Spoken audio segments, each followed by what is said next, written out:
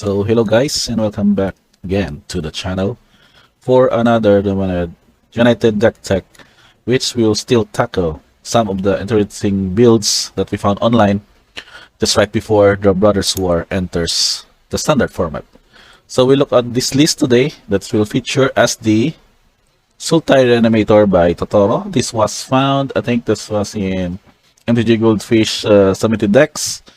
And what's interesting that we have look upon this, as we know that Reanimator has been since the ages of Magic. That's always been a good strategy even before the earlier days of the sets. But we look at what would be the build for the current sets that we have in standard. So we look at the creature types. We have 14.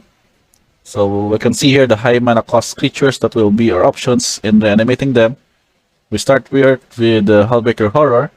So this is not only a good 7-8 flash that can be countered, but if you were able to cheat this out early in the game, you can have these effects wherein whenever you cast a spell, choose up to one return target spell don't control to its owner's hand, or you can just bounce target non-permanent to its owner's hand. So not only as a good attacker itself because of its 7 power, but also have some combat tricks on a stick, on a bigger stick basically.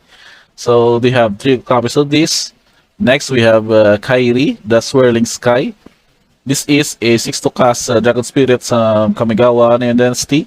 So it's not only a 6/6 flying with itself, but it also has a ward 3, which means that whenever it is target of a spell or ability and upon controls, you will have to play additional 3 when it's casting to be able to resolve it. That is if you're able to resolve this one, since whenever if it dies, this has 2 types of triggers wherein you may return any number of target non-land permanents with total mana value of 6 or less to your owner's hand, or you can mill 6 cards and then return up to 2 instant and or sorcery cards from your hand. So basically, you can be able to use your recursion spells again. That you can also, in a way, have Kairi to resurrect again from your graveyard. So basically, this is kind of a repeated situation wherein Kairi will provide up your instant or sorcery cards or your animation spells back to your hand to be able for them to use again on your Kairi or any other good target creature from your graveyard. So 2 copies of this in the main. Next, we also have Titan of Industry. This is also given highest drop for day for mono green. I mean for the green spells lined up because of its various ability that you can benefit as it enters the battlefield. Desire for enchantment, you can gain 5 life, you can have a Rhino war creature, or you put a shield counter on it. So it's not really a good 7/7 trampler, but also it has ways to protect itself because of this shield counter that you can have. So that's no question wherein it was added as a fork of copies because of its good ETB effects. Not only a good attacker and finisher in the late game, or you can cheat it out early, but also a good utility creature with ATB benefits. So for the other creatures that were added in the lineup, which we can say that also a utility setup in itself, is the Toxrill and Tubular Huntmaster. So we check again the cards. So 2 copies of this in the main. It is just a green version of the Grave Titan that enters the battlefield. You can create 2/2 Green Wolf creature tokens and a 6/6 also on the body. But it also benefits that whenever it enters as in the night, it will create still 2/2 Green Wolf creature tokens, but it has an added ability wherein you can fight another wolf or wolf you control fights a target creature you don't control. And of course, a 7/7 body on this setup. But for the removal effects, we have this card again, Toxrill, the Corrosive. This is from Crimson Bow. At the beginning of its end step, put a slime counter on its creature you don't control. So those creatures that was added with the slime counters will become -1/-1 for each slime counter added on them. So if ever they would die or you would put into graveyard, let's say in any effect that will have your spot removals making them die or put into graveyard, you will create a 1/1 black slug creature token. So an added creature for your board, and also if needed, you can sacrifice the slug to draw a card. So a good body for a 7/7 for 7. Much more if you're able to cheat it out early to your play and have this -1/-1 effects to devastate your opponent's board. of creatures. So 2 copies of this. So lastly, we have another utility card which can be a good way to mill out your big creatures into from your library. So it enters the battlefield. You can mill 3 cards for each time it was kicked. So the kicker cost would only cost you 1 blue and 1 black, or either of the two. You can just choose for 3 to kick for black, or you can pay for additional blue to have this mill effects as it enters the battlefield. So its power toughness is like the typical Lorgoyf. Its defense on the number of creature cards in your graveyard, and its toughness is equal to that number plus 1. So 2 copies on this main deck, which is making sure that you can have a good 2-drop. And later on, if needed, you can also have this kicker effect just to mill out cards to make it bigger for the setup. So that is your creature lineup for this. Now we check on the cards that you can say that the sorcery cards that can reanimate your dudes back into the play. We have Shoulder's Restoration. This is basically food copy on this.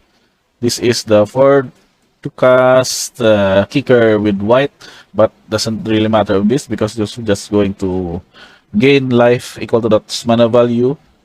But the drawback is that return target creature card from your graveyard to the battlefield and exile it. But the drawback is you will lose that 1 life if this one card was not kicked.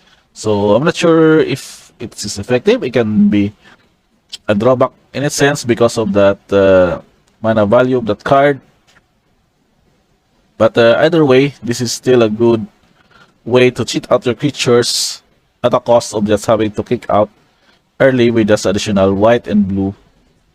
I mean 2 colorless and white for the kicker. So 4 copies of those. We also have Dargath Rebirth. This is the 5 mana version for the flashback effect that you can return target creature card from your graveyard to the battlefield, but it costs 1 colorless mana less for each creature that died this turn. So another benefit that you can have post-combat effect that will make this cost less as you go with, for example, you have your opponent's creatures dies, or you can trade out your creatures with them, and then you just do the rebirth again to bring out your best creature from your graveyard. So the good news that it has flashback. So if able, you would be able to mail this out, or this was discarded from your hand, you can just pay again for its flashback cost to do this effect to return a creature card from your graveyard to the battlefield. So those are the sorceries that we have. Then we have also some instants that can sculpt a hand and at the same time fill out our graveyard with these good reanimator targets for our creatures. So consider we'll have 4 copies of this. These are just looking at that card library and put that card in your graveyard, so the card. Next is Otherworldly Gaze.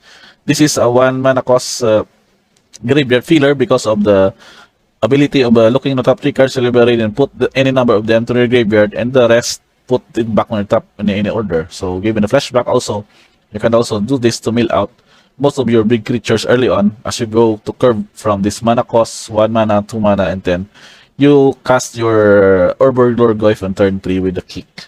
So 4 copies of those.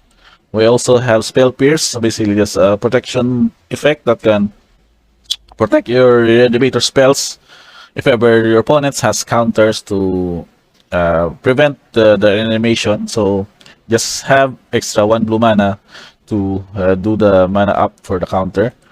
And then 4 copies of Thirst for Discovery. This is also a good way to scope your hand. You can draw 3 cards and then discard 2 cards. Unless you discard a basic land, you can basically discard all of your big creatures that was drawn from this and then do the reanimation effect on your turn 4. So these are the 14 instances we have. Given that I think the 6 reanimation effects would not really matter on this one, but the good thing is that if ever you can just one way would be go in the slow version of your deck. You can just basically hardcast some of them, let's say Kairi for example, and Tubular Huntmaster, to be able to just swing it out in the basic casting of these huge creatures. So last but not the least, we'll check the mana lands. Of course, we have some utility cards like Busiju, some Otawara, and also mana fix with Death Blade, Dreamroot Cascade, We have also, since it's a Sultai, but we'll try to do the fix. We have Raffin's Tower for the Trilands and Sparasid Quarters, which also caters the mana cost needed for this. And of course, Shipwreck Mars for the blue-black. Yamame Coast and one more utility card with Takenuma Abandoned Mire. So for the overall cost of this, it's basically 4. The average CMC color distribution is mostly blue and green, with black as the least color of the 3. And our tokens, basically we have only 3: the Rhino Warrior, the Slug, and the Wolf, from the effects of those huge creatures. So I think that's about it for this deck tech Sultai Reanimator. I think this is still a tier 2 for the setup, but it can be a good way to you to do some unique way to grind out with this build, whether in MTG Arena or MTG Online, or if you have this for your local games. You can try this out for your next FNM or any casual kitchen table Magic for standard. So thank you for checking this video. If you like this one, just click on the subscribe button on your lower right of the screen. And for more DMU standard deck text, just check out this playlist. And also watch out for the upcoming Brothers War preview discussion, and also some deck text that I can insight for these 2 cards from the upcoming set. So thank you for checking this video. Until the next time, and see ya.